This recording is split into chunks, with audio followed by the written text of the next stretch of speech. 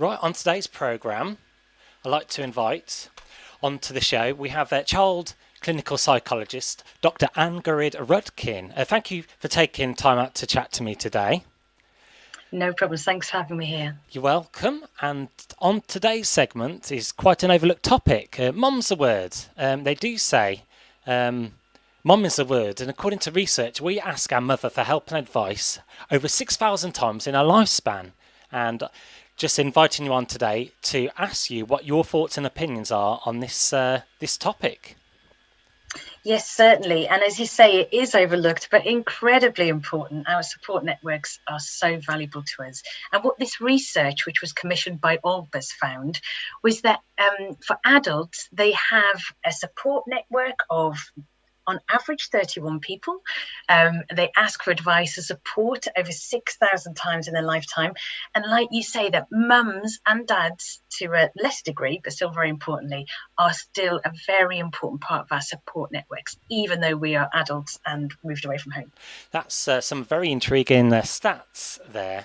And I've got some more notes here. Dad's considered good for moving asking dads for advice are good for moving house and finance, and your partners are good for careers, technology, and we want our mum's pearls of wisdom for health and parenting tips.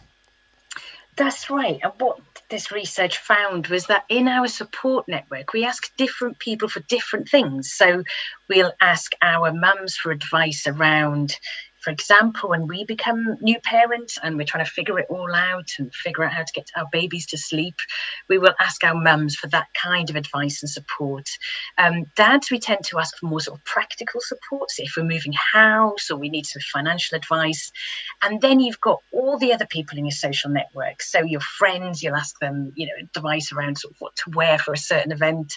Our partners help us out with careers.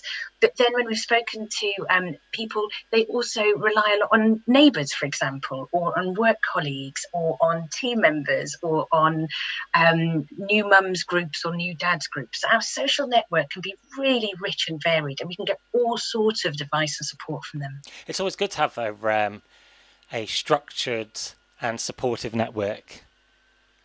It's so important. It's so important for us. We are designed as social beings. So as humans, we survive best by being connected to a group of people. And these days, we can live very far away from people who matter to us. But because of technology, it means we can stay in touch. And when we feel connected to a support network, we feel safer, we feel more relaxed, we feel more cared for. And when we are parents ourselves, for example, that feeling trickles down to our children. So if we're more relaxed and happy, so are our children. So these support networks are so important for our well-being, but also for the well-being of our families. Right. And could it be children, I suppose young adults run to their mother as they're the ones who bring us up naturally and they kind of have that sensitive nature? That's right. And that's what's really interesting about why mums are still so important, even many years on from us being children ourselves. And there's this wonderful theory called attachment theory in psychology, which is saying that basically that very first bond that you have with somebody is incredibly significant. These days, usually it's mums that we have that first bond with as babies.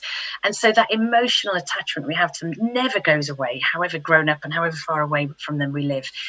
We still go to them for reassurance, non-judgmental support, advice and comfort. So it's a really important relationship, even when we're grown up. And a quarter of people surveyed admitted no matter how old they are, their mother will always be their go-to in their life. That's it. And I think certainly when we get to sort of crossroads in our lives, so for example, being a new parent and just thinking, how on earth do I do this? Then we go to our mothers for that emotional support, but we also can learn a lot from them. We know they've been there and done that. We know they've made mistakes and figured things out. So we can learn from them on how to sort of go about it in the best possible way. And what are your thoughts of fathers being left out the equation? Fathers are incredibly important. You know, our jigsaws of our lives are not the same without our fathers being there. But I think traditionally, and I think this is changing now in families, but traditionally dads were far less confident about talking about feelings and talking about emotions. So they would tend to show their love and concern through more sort of practical tasks, like giving them lifts to and from places, or as we get older, fixing things for us, coming helping do DIY. So it's not that our dads are less important, it's just that they show their care for us in sort of different ways. And as I say, it'd be really interesting to see how that changes as we go on and dads share far more of the sort of load of family life. Sure, as times change as well, I reckon everyone kind of can play their part in the family network. Absolutely. And what regrets do parents have when bringing up their children? And in additional to that question, what more can be done to bring families closer together? I think a lot of parents will talk about, wishing they'd done different things differently or spend more time just enjoying family life. You know, if it flies by in a blink of an eye, bringing up children, even though some of the days feel like they go on forever. So I think we can learn from that from our parents, and we can think, tell you what we'll do is, even though it's exhausting being a new parent ourselves, we'll just make sure that we really enjoy the good bits and focus on the good bits as well. And being connected through, even if we're not living close to our family, whether it's through social media or telephone or sending little flowers or gifts or cards, it's all ways of just showing that we still care for one another and we're still part of one another's support networks, even if we don't see each other that often. Excellent. And also during this season, we were seeing a lot more ailments in children, for example, colds. What remedies are useful for common winter illnesses? I know you mentioned Albus oil. And do remedies such as Calpol, the classic cough medicine, still do the trick? Yes, and when our children have colds, it could be a real time of worry for us as parents. How do I make them feel better? How do I get them through this? Especially when it's our first time of trying to see our child through a winter cold. And so what we know is that children need a lot more physical support and cuddles and hugs and a lot more reassurance in that way. We as parents need a lot more emotional reassurance and support. But of course, there are products out there as well that can help to soothe the symptoms. And Albus, who commissioned this research, one such product. And I first heard of Albus. I didn't know how to spell it. So just to clear it up, it's OLBAS oil. That's it. Right. That's it. Albus oil. That's right. That's one of the products. And they've on their website, albus.co.uk, there's lots of information for parents who are going through the child's first colds, or just parents who are thinking about support networks and help seeking in general. There's videos about parents talking about when they needed help. There's a video of me talking about how we ask for help and how important it is. So yeah, loads of tips there on that website. And lastly, how can one differentiate a common cold in a child as opposed to the coronavirus?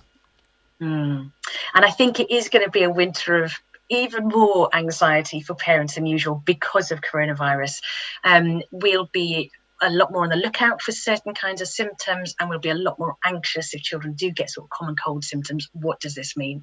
So there's loads of information there by the government and the NHS that will help us to sort of differentiate what is going on for our children. But when they're poorly, whatever they're poorly with, they just need our help and support. And in order to help them, we need to get help and support as well. So make sure you tap into your support networks to give you the advice you need. Very good. And that was child psychologist Dr Angharad Rudkin today talking to me, Danny's son. It's been lovely speaking to you today. And you too. Thank you, Danny. Bye-bye.